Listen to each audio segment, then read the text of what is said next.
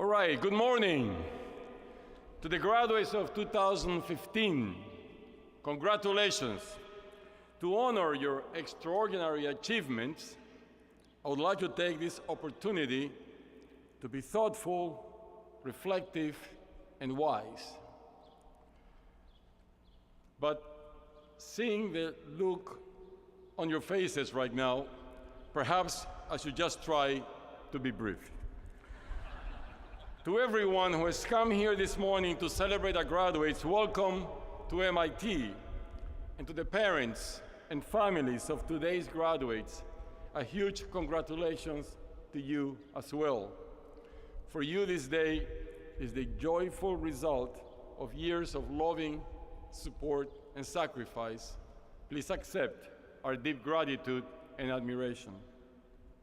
It is truly great to have all of you here on Killian Court on this wonderful day for this tremendously important occasion. My job today is to deliver a charge to the graduates, and I'll get to that in a minute. But first, I have a question. How many of you are graduating seniors? Where are you seated? Raise your hands, make your presence known. Well, before we start, I have to talk mainly with you for a moment.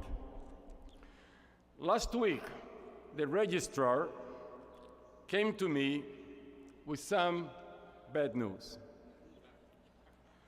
She told me that when you first got to campus in 2011, you were supposed to have your freshman convocation on August 28th, the same day Boston got hit with a Hurricane Irene.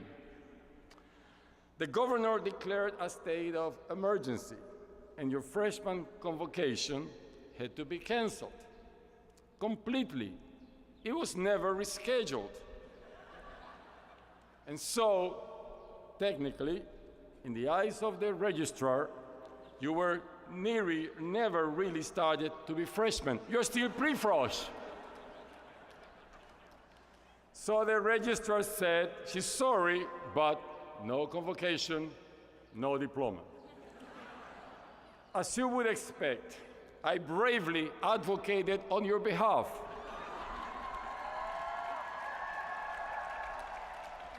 That's my story, I'm sticking to it. So I asked, is there any way to fix this? What if I gave the class some advice that would have been really helpful 4 years ago? Something like, I think you should invest in this strange little company called Uber. Well, I was able to persuade her, and she agreed that if I delivered any part of your freshman convocation speech today, she would give you credit for the full 4 years. So here we go. Now everybody, you're welcome to listen. That canceled speech featured a quote from an MIT graduate, Tom Schultz, class of 1969, course 2. In the 1970s and 80s, he was the creative force and technical brains behind a classic rock band called Boston. Perhaps some of the parents here remember them. And he believes his MIT education had a huge impact in his career. But even more important has been the impact on his everyday life. In his words, what he learned at MIT has, quote, affected the way I drive, the way I work out, how I do things around the house, and how I fly an airplane. It has enabled me to build unique equipment of all sorts, to deal with physical disabilities, to protect myself from injury, and to understand things in the physical world around me that are a mystery to most people. Even more valuable, MIT left me with the confidence to attempt innovation and the desire to learn. That's it. the confidence to attempt innovation, and the desire to learn. Your whole MIT education in the space of a tweet. So, at last, to the class of 2015, welcome to MIT. Tom Schultz did not mention a single course number or academic discipline, yet he explained the most important thing we offer at MIT. Something that will serve you well, whatever path you follow, from rock star to rocket scientist. And it's just as valuable now as it was in 1969, because what MIT really offers is a world view. It's the world view of an institute that between the years 1944 and 2013 won 80 football games and earned 80 Nobel Prizes. And at MIT, we think that's just about the right balance. The only problem, of course, is that last year, in 2014, the MIT football team had a record-breaking season, 10 more wins. Not to mention the 17 other MIT teams in the NCAA championships. So to maintain that right balance, our Nobel Prize team better pick up the pace. The MIT worldview combines a profound humility with the confidence that no problem is too big with the right people on the job, whether you aim to launch a game-changing company, or cure Alzheimer's, or educate 1 billion people, or invent a way to provide fresh water for the world. The MIT worldview inspires us to make a serious impact on important challenges, and it fosters a healthy disregard for the conventional wisdom. As the Media Lab's Joy Ito says, you don't get a Nobel Prize for doing what you're told. Intense curiosity and a commitment to excellence, the humility and the confidence to face hard problems, and a bold willingness to disrupt the status quo to make the world a better place. It is this MIT worldview that gives me the confidence to deliver my charge to you.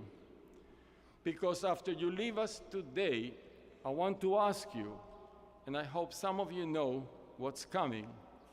I want to ask you to hack the world until you make the world a little more like MIT, more daring and more passionate, more humble, more respectful, more generous and more kind, more rigorous, inventive, and ambitious.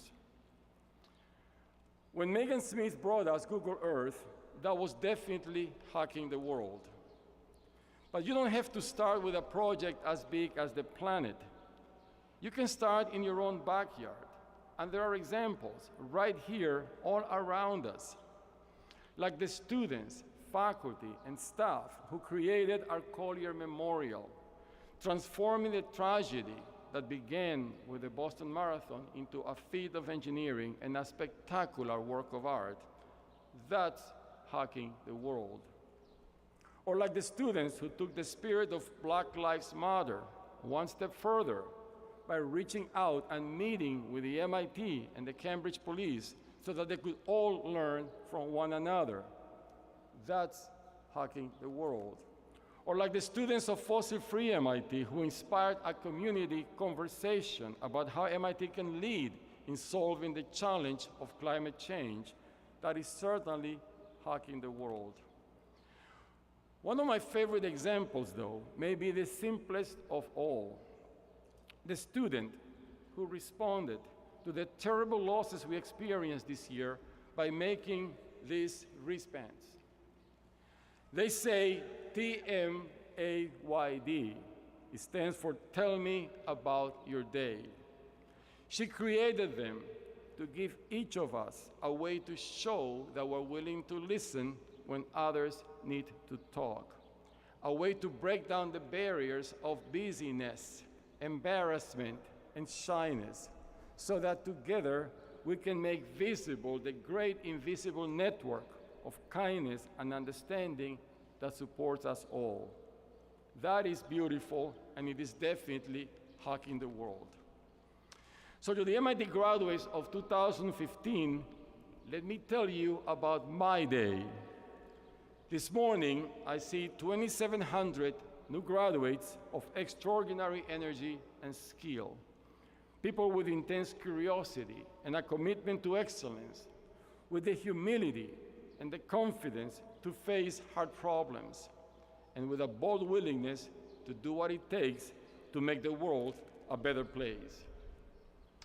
I see 2,700 people with a certain worldview, and beyond you, I see a world that urgently needs everything that you have to offer. On this wonderful day, I'm proud of all of you. So now, go out there, join the world, find your calling, solve the unsolvable, invent the future, take the high road, and you will continue to make your family, including your MIT family, proud. To every one of the members of the graduating class of 2015, please accept my best wishes for a happy and successful life and career. Congratulations.